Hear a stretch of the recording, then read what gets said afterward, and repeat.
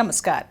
Dear viewers, in view of the rising number of COVID cases in Rourkela and the nearby areas, you are requested to adhere to the COVID-appropriate behaviors like wearing masks properly, washing hands frequently, maintaining social distancing and avoiding crowded places.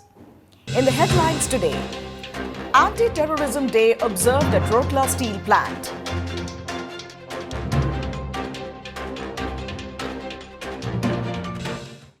And enterprising endeavours of Town Engineering Water Supply Collective to ensure uninterrupted water supply.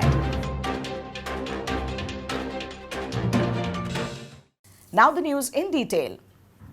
Anti-Terrorism Day was observed at SAIL Rourkela Steel Plant on 21st May 2021 to mark the death anniversary of Rajiv Gandhi, former Prime Minister of India.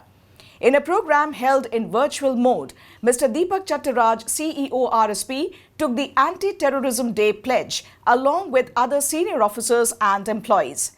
Pledge-taking ceremonies were also organized both in virtual mode as well as in physical mode, adhering to COVID-19 guidelines at various offices and departments of the plant.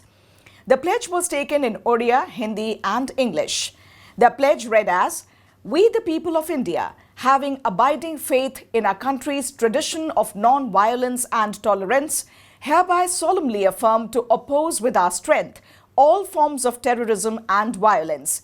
We pledge to uphold and promote peace, social harmony and understanding among all fellow human beings and fight the forces of disruption threatening human lives and values."